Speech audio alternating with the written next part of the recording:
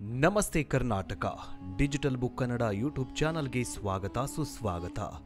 144 ವರ್ಷಗಳ ಬಳಿಕ ಈ ಮಹಾಕುಂಭಮೇಳ ನಡೀತಾಗಿದೆ. ಆದರೆ ಈ ಮಹಾಕುಂಭಮೇಳದಲ್ಲಿ ಅಹಿತಕರ ಘಟನೆಗಳು ನಡೆಯದಂತೆ ಅನೇಕ ಕ್ರಮಗಳನ್ನು ಕೈಗೊಂಡರೂ ಕೂಡ ಕೆಲವೊಂದಿಷ್ಟು ಪಿತೂರಿಕಾರರು, ಕೆಲವೊಂದಿಷ್ಟು ಕ್ರಿಮಿಗಳಿಂದ ಒಂದು ಅಚಾತುರ್ಯ ನಡೆದು ಹೋಗಿದೆ ಅಂತ ಯುಪಿ ಸರ್ಕಾರ ಆಗ್ರಹ ಮಾಡ್ತಾಗಿದೆ. ಕಾಲ್ತುಳಿತದ ಹಿಂದೆ ಒಂದು ದೊಡ್ಡ ಷಡ್ಯಂತ್ರ ಇದೆ. ಕಾಲ್ತುಳಿತ ಪ್ರಕರಣದಲ್ಲಿ ಪಿತೂರಿ ಇದೆ ಅಂತ ಹೇಳಲಾಗ್ತಾಗಿದೆ. ಜೊತೆಗೆ ಇವತ್ತು ವಸಂತ ಪಂಚಮಿಯ ಪುಣ್ಯ ಸ್ನಾನದಂದು ತ್ರಿವೇಣಿ ಸಂಗಮದಲ್ಲಿ ಭಕ್ತರಿಂದ 3ನೇ ಅಮೃತ ಸ್ನಾನ ನೆರವೇರಿದೆ. ಹಾಗಾದ್ರೆ ವಸಂತ ಪಂಚಮಿಯ ಪುಣ್ಯ ಸ್ನಾನ ಅಂತಂದ್ರೆ ಏನು? 3ನೇ ಅಮೃತ ಸ್ನಾನದ ಬಗ್ಗೆ ಈ ವಿಡಿಯೋದಲ್ಲಿ ಸಂಪೂರ್ಣವಾಗಿ ತಿಳಿಸ್ಕೊಡ್ತೀವಿ. ವಿಡಿಯೋವನ್ನ ಎಲ್ಲೂ ಕೂಡ ಸ್ಕಿಪ್ ಮಾಡದೆ ನೋಡಿ. ಜೊತೆಗೆ ಮಹಾಕುಂಭಮೇಳದ ಬಗ್ಗೆ ನಿಮ್ಮ ಅನಿಸಿಕೆ ಏನು ಅಂತ ಕಮೆಂಟ್ ಮೂಲಕ ತಿಳಿಸಿ. ಬನ್ನಿ ವಿಡಿಯೋವನ್ನ ಶುರು ಮಾಡೋಣ. 144 ವರ್ಷಗಳ ಬಳಿಕ ಮಹಾಕುಂಭಮೇಳ ನಡೀತಾಗಿದೆ. 2025ರ ಮಹಾಕುಂಭಮೇಳದಲ್ಲಿ ಅನೇಕ ಚಮತ್ಕಾರಗಳಿಗೆ ಸಾಕ್ಷಿಯಾಗ್ತಾಗಿದೆ. ವಿಶ್ವದ ಅತಿ ದೊಡ್ಡ ಆಧ್ಯಾತ್ಮಿಕ ಉತ್ಸವ ಅಂತ ಕರೆಸ್ಕೊಳ್ತಾಗಿದೆ. ಕೋಟ್ಯಾಂತರ ಜನರು ಈ ಮಹಾಕುಂಭಮೇಳದಲ್ಲಿ ಪಾಲ್ಗೊಳ್ಳುತ್ತಿದ್ದಾರೆ. ಶಾಹಿ ಸ್ನಾನದಲ್ಲಿ 1 ಕೋಟಿ ಭಕ್ತರು, ಅಮೃತ ಸ್ನಾನದಲ್ಲಿ 12 ಕೋಟಿಗಿಂತಲೂ ಹೆಚ್ಚು ಭಕ್ತರು ಸ್ನಾನ ಮಾಡಿದ್ದಾರೆ. ಆದ್ರೀಗ ಮತ್ತೊಂದು ಶಾಹಿ ಸ್ನಾನಕ್ಕೆ ಪ್ರಯಾಗ್ರಾಜ್ ಸಾಕ್ಷಿಯಾಗ್ತಾಗಿದೆ. ಆದರೆ ಈ ಪ್ರಯಾಗ್ರಾಜ್ ಮುಂದಿನ ಸ್ನಾನಕ್ಕಾಗಿ ಸಿದ್ಧತೆಯನ್ನು ಮಾಡಿಕೊಳ್ತಾಗಿದೆ. ಆದರೆ ಪ್ರಯಾಗ್ರಾಜ್ನಲ್ಲಿ ನಡೀತಾ ಇರುವ ಒಂದೊಂದು ಘಟನೆಗಳು ಚಮತ್ಕಾರವನ್ನೇ ಸೃಷ್ಟಿ ಮಾಡ್ತಾ ಇದ್ದಾವೆ.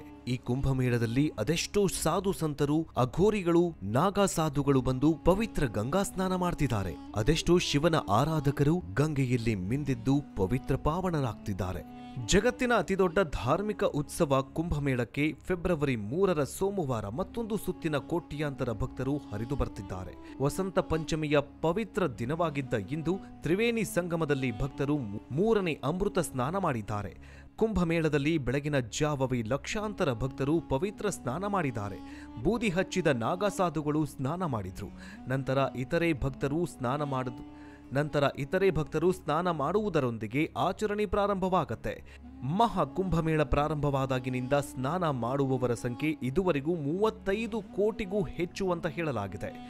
ಮುಂಜಾನೆ 4 ಗಂಟೆ ಹೊತ್ತಿಗೆ 16 ಲಕ್ಷಕ್ಕೂ ಹೆಚ್ಚು ಭಕ್ತರು ಪವಿತ್ರ ಸ್ನಾನ ಮಾಡಿದ್ದಾರೆ ಅಂತ ಸರ್ಕಾರಿ ಅಧಿಕಾರಿಯೊಬ್ಬರು ಹೇಳಿದ್ದಾರೆ. ಇಂದು ಕನಿಷ್ಠ 3 ಕೋಟಿ ಜನರು ಪವಿತ್ರ ಸ್ನಾನ ಮಾಡುವ ನಿರೀಕ್ಷೆ ಇದೆ. ಇತ್ತೀಚೆಗೆ ಕುಂಭಮೇಳದಲ್ಲಿ ಜನಸಂದಣಿಯಿಂದಾಗಿ ಕಾಲ್ತುಳಿತಕ್ಕೆ 30ಕ್ಕೂ ಹೆಚ್ಚು ಮಂದಿ ಬಲಿಯಾಗಿದ್ರು. ಈ ದುರಂತ ಮತ್ತೆ ಆಗಬಾರದು ಅನ್ನುವಂತಹ ನಿಟ್ಟಿನಲ್ಲಿ ಅನೇಕ ಕ್ರಮಗಳನ್ನು ಕೈಗೊಳ್ಳಲಾಗಿದೆ. ಇನ್ನು ಉತ್ತರ ಪ್ರದೇಶದಲ್ಲಿ ನಡೀತಾ ಇರುವ ಮಹಾಕುಂಭಮೇಳಕ್ಕೆ ಭಕ್ತಾದಿಗಳು ಹೆಚ್ಚಿನ ಸಂಖ್ಯೆಯಲ್ಲಿ ಆಗಮಿಸ್ತಾ ಇದ್ದು ಪ್ರಯಾಣದ ತೊಂದರೆಗಳನ್ನು ಎದುರಿಸ್ತಾ ಇದ್ದಾರೆ. ಈ ಹಿನ್ನೆಲೆಯಲ್ಲಿ ಕಲ್ಯಾಣ ಕರ್ನಾಟಕ ರಸ್ತೆ ಸಾರಿಗೆ ನಿಗಮ ಬಳ್ಳಾರಿ ವಿಭಾಗವು ಬಳ್ಳಾರಿ ಮತ್ತು ಸುತ್ತಮುತ್ತಲ ಪ್ರದೇಶಗಳಿಂದ ಪ್ರಯಾಗ್ರಾಜ್ಗೆ ವಿಶೇಷ ಬಸ್ಸುಗಳ ವ್ಯವಸ್ಥೆಯನ್ನು ಮಾಡಲಾಗಿದೆ. ಕಲ್ಯಾಣ ಕರ್ನಾಟಕ ರಸ್ತೆ ಸಾರಿಗೆ ನಿಗಮ ಬಳ್ಳಾರಿ ವಿಭಾಗದ ವತಿಯಿಂದ ಉತ್ತರ ಪ್ರದೇಶದ ರಾಜ್ಯದ ಪ್ರಯಾಗ್ರಾಜ್ನಲ್ಲಿ ನಡೀತಾ ಇರುವ ಐತಿಹಾಸಿಕ ಮಹಾಕುಂಭಮೇಳಕ್ಕೆ ಹೋಗಲು ಭಕ್ತಾದಿಗಳ ಅನುಕೂಲಕ್ಕಾಗಿ ಸಾಂದರ್ಭಿಕ ಒಪ್ಪಂದದ ಮೇರೆಗೆ ವಿಶೇಷ ಬಸ್ಸುಗಳನ್ನು ವ್ಯವಸ್ಥೆ ಮಾಡಲಾಗಿದೆ ಅಂತ ಕೆಎಸ್ಆರ್ಟಿಸಿ ಅಧಿಕಾರಿಗಳು ಹೇಳಿದ್ದಾರೆ. ಬಳ್ಳಾರಿ, ಮೋಕಾ, ಕುರುಗೋಡು, ಕಂಪ್ಲಿ, ಎಮ್ಮಿನೂರು, ಸಿರಗುಪ್ಪ, ತೆಕ್ಕಲಕೋಟ, ಹಳೆಕೋಟೆ, ತೋರಣಗಲ್ಲು, ಸಂಡೂರು ಹಾಗೂ ಸುತ್ತಮುತ್ತಲ ಗ್ರಾಮಗಳಿಂದ ಉತ್ತರ ಪ್ರದೇಶದ ರಾಜ್ಯದ ಪ್ರಯಾಗ್ರಾಜ್ನಲ್ಲಿ ನಡೀತಾ ಇರುವ ಐತಿಹಾಸಿಕ ಮಹಾಕುಂಭಮೇಳಕ್ಕೆ ಹೋಗೋದಕ್ಕೆ ಭಕ್ತಾದಿಗಳಿಗೆ ಅನುಕೂಲವಾಗಲಿ ಅಂತ ಈ ವ್ಯವಸ್ಥೆಯನ್ನ ಮಾಡಲಾಗಿದೆ. ಸದ್ಯ ರಾಜ್ಯದಿಂದ ತೆರಳುವ ಪ್ರಯಾಗ್ರಾಜ್ನ ಎಲ್ಲಾ ವಿಮಾನಗಳು ಫುಲ್ ಆಗಿದ್ದು ಫೆಬ್ರವರಿ 26ರವರೆಗೆ ಟಿಕೆಟ್ ಸೋಲ್ಡ್ ಔಟ್ ಆಗಿದೆ. ಪ್ರತಿದಿನ ಪ್ರಯಾಗ್ರಾಜ್ಗೆ 3 ವಿಮಾನಗಳು ತೆರಳುತ್ತಾ ಇವೆ. ಇನ್ನು ರಾಜ್ಯದ ಹಲವಾರು ಜನರು ಪ್ರಯಾಗ್ರಾಜ್ನಲ್ಲಿ ವಾಪಸ್ ಬರಲು ಬಸ್, ರೈಲು ಅಥವಾ ವಿಮಾನ ಸಿಗದೆ ಪರದಾಡ್ತಾ ಇದ್ದಾರೆ. ಇನ್ನು 29ರಂದು ನಡೆದಂತಹ ಪ್ರಯಾಗ್ರಾಜ್ನಲ್ಲಿ ಕಾಲ್ತುಳಿತ ಪ್ರಕರಣದ ತನಿಖೆ ಚುರುಕಾಗಿದೆ. ಅಂದು ದುರಂತ ಸ್ಥಳದಲ್ಲಿ 16,000 ಮೊಬೈಲ್ಗಳು ಆಕ್ಟಿವ್ ಆಗಿದ್ದವು ಅನ್ನೋದು ತನಿಖೆಯಿಂದ ಹೊರಬಂದಿದೆ. ಕೆಲವು ಶಂಕಿತರನ್ನ ಪೊಲೀಸರು ಗುರುತಿಸಿದ್ದಾರೆ. ಈ ಮಧ್ಯೆ ಇಂದು ವಸಂತ ಪಂಚಮಿ ಇದ್ದು ಕೋಟ್ಯಾಂತರ ಜನ ಪುಣ್ಯ ಸ್ಥಳಕ್ಕೆ ಸಜ್ಜಾಗಿದ್ದು ಸರ್ಕಾರ ತೀವ್ರ ಕಟ್ಟೆಚ್ಚರವನ್ನು ವಹಿಸಿದೆ. ಮಹಾಕುಂಭಮೇಳ 144 ವರ್ಷಗಳ ಬಳಿಕ ನಡೀತಾ ಇರೋದ್ರಿಂದ ಧಾರ್ಮಿಕ ಸಂಸ್ಕೃತಿ ವೈಭವೋತ್ಪುರಿತ ಪ್ರಯಾಗ್ರಾಜ್ ಪವಿತ್ರ ತ್ರಿವೇಣಿ ಸಂಗಮದಲ್ಲಿ ಶಾಹಿ ಸ್ನಾನಗಳು ಮಹಾಪುಣ್ಯ ಸ್ನಾನ ಎನಿಸಿಕೊಂಡಿದ್ದು ಕೋಟ್ಯಾಂತರ ಭಕ್ತರು ಬರ್ತಾಗಿದ್ದಾರೆ. ಜನವರಿ 29 ಮೌನಿ ಅಮಾವಾಸ್ಯೆಯಂದು ಸಂಭವಿಸಿದ್ದ ಕಾಲ್ತುಳಿತ 30 ಜನರನ್ನ ಬಲಿ ಪಡೆದಿತ್ತು. ಅದರಲ್ಲೂ ಕರ್ನಾಟಕದ 4 ದಾರುಣವಾಗಿ ಅಂತ್ಯವನ್ನ ಕಂಡಿದ್ರು. ದುರಂತದಲ್ಲಿ 60ಕ್ಕೂ ಹೆಚ್ಚು ಮಂದಿ ಗಾಯಗೊಂಡಿದ್ರು. ಪ್ರಕರಣ ತನಿಖೆ ಚುರುಕುಗೊಳಿಸಿರುವ ಪೊಲೀಸರು ದುರಂತ ದಿನ ತ್ರಿವೇಣಿ ಸಂಗಮ ಪ್ರದೇಶದಲ್ಲಿ 16,000 ಮೊಬೈಲ್ ನಂಬರ್ಗಳು ಸಕ್ರಿಯವಾಗಿದ್ದವು ಅಂತ ಪತ್ತೆ ಹಚ್ಚಲಾಗಿದೆ. ಸದ್ಯ 16,000ಕ್ಕೂ ಹೆಚ್ಚು ಮೊಬೈಲ್ ಸಂಖ್ಯೆಗಳ ದತ್ತಾಂಶವನ್ನ ತನಿಖಾಧಿಕಾರಿಗಳು ಪರಿಶೀಲನೆ ಮಾಡುತ್ತಿದ್ದಾರೆ. ಆ ಸಂಖ್ಯೆಯಲ್ಲಿ ಹಲವಾರು ಪ್ರಸ್ತುತ ಸ್ವಿಚ್ ಆಫ್ ಆಗಿವೆ ಅಂತ ಹೇಳಲಾಗುತ್ತಿದೆ. ಕಾಲ್ತುಳಿತ ಪ್ರಕರಣ ತನಿಖೆಗಾಗಿ 3 ಸದಸ್ಯರ ನ್ಯಾಯಾಂಗ ಕಮಿಟಿಯನ್ನು ಕೂಡ ರಚನೆ ಮಾಡಲಾಗಿದ್ದು, ದುರಂತ ಸ್ಥಳಕ್ಕೆ ತೆರಳಿ ಆಯೋಗ ಪರಿಶೀಲನೆ ನಡೆಸಲಾಗಿದೆ. 1 ತಿಂಗಳಲ್ಲಿ ತನಿಖೆ ಮಾಡಿ ಸರ್ಕಾರಕ್ಕೆ ವರದಿ ಸಲ್ಲಿಸಬೇಕು. ಇನ್ನು ದುರಂತಕ್ಕೆ ಬ್ಯಾರಿಗೇಟ್ಗಳನ್ನು ದಾಟಿ ಜನ ನುಗ್ಗಿದ್ರಿಂದ ಅನಾಹುತ ಸಂಭವಿಸಿದೆ ಅಂತ ಹೇಳಲಾಗ್ತಿದೆ. ಸದ್ಯ ದುರಂತದ ವೇಳೆ ಆಕ್ಟಿವ್ ಆಗಿದ್ದ 16,000 ಮೊಬೈಲ್ ನಂಬರ್ಗಳ ಬಗ್ಗೆ ತನಿಖೆ ಚುರುಕುಗೊಳಿಸಲಾಗಿದೆ.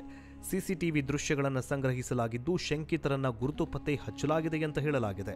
ಮೂಲಗಳ ಪ್ರಕಾರ ಘಟನೆಯ ದಿನದಂದು ಸಂಗಮ್ ನೋಸ್ ಪ್ರದೇಶದಲ್ಲಿ ಸಕ್ರಿಯವಾಗಿದೆ ಅಂತ ಹೇಳಲಾದ 16,000ಕ್ಕೂ ಹೆಚ್ಚು ಮೊಬೈಲ್ ಸಂಖ್ಯೆಗಳ ದತ್ತಾಂಶಗಳನ್ನು ತನಿಖಾಧಿಕಾರಿಗಳು ಪರಿಶೀಲನೆ ಮಾಡುತ್ತಿದ್ದಾರೆ. ಆ ಸಂಖ್ಯೆಗಳಲ್ಲಿ ಹಲವಾರು ಈಗಾಗಲೇ ಸ್ವಿಚ್ ಆಫ್ ಆಗಿವೆ ಅಂತ ತಿಳಿದು ಬಂದಿದೆ. ಇನ್ನು ನಿಯಂತ್ರಣ ಕೊಠಡಿಯಲ್ಲಿ ಸಂಗ್ರಹಿಸಿದ ಸಿಸಿಟಿವಿ ದೃಶ್ಯಾವಳಿಗಳನ್ನು ರಿಟ್ರೀವ್ ಮಾಡಲಾಗಿದ್ದು, ಮುಖ ಗುರುತಿಸುವಿಕೆ ಅಪ್ಲಿಕೇಶನ್ ಮೂಲಕ ಶಂಕಿತರನ್ನ ಗುರುತಿಸಲಾಗ್ತಾ ಇದೆ ಅಂತ ತಿಳಿದು ಬಂದಿದೆ.